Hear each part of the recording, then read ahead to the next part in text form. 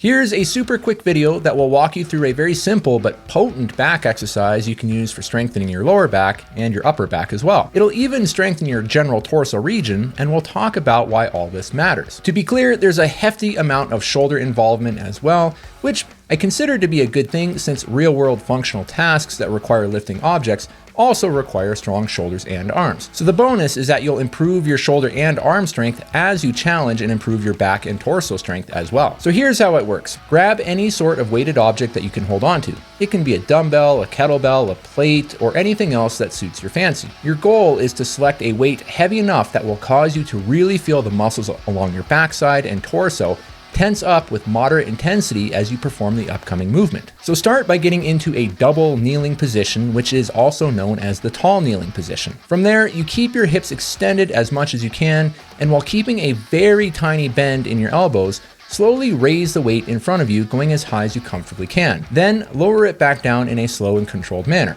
So what's really going on here? Well, by performing this movement, we're making use of mechanical leverage in a manner that forces the muscles along the backside to clamp down and hold a sustained contraction throughout the movement.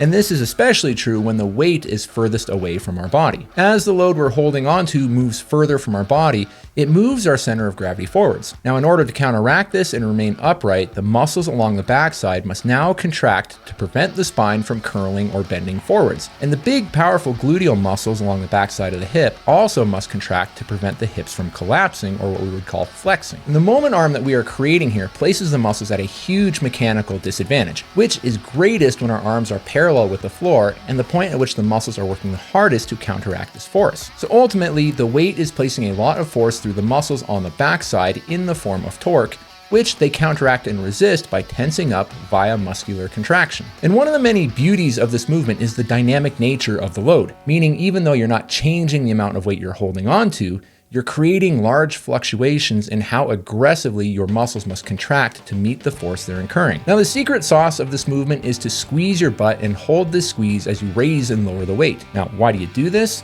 Well, squeezing your glutes will not only help you to keep your hips extended, but doing so also helps to create greater stability through your lower back. There exists this strong interplay between the hip muscles and the back muscles, which we collectively call the lumbopelvic region of the body. And so when you tense up those big, powerful gluteal muscles, it actually provides a bit more tension and stability in the lower back as well. As for the reason for kneeling, well, it's just largely to prevent cheating the movement, whereby we arch the back. Now, sure, you can absolutely do this task standing. I mean, that's just fine. But you might find your back tolerates the movement better if you perform it from the tall kneeling position. Now, I personally pretty much always have my patients and athletes perform it from the kneeling position as a means to provide more targeted work to the back and general torso. But that's just based on the unique needs of the people I'm working with, and so your needs might vary, so you can certainly play around with it. So why does this even matter? Well, it's not that this is a particularly magical exercise per se, but the low back and supporting muscles in this region are quite vulnerable to various orthopedic dysfunctions. And so having exercises either for injury prevention or rehabilitation is a pretty good idea.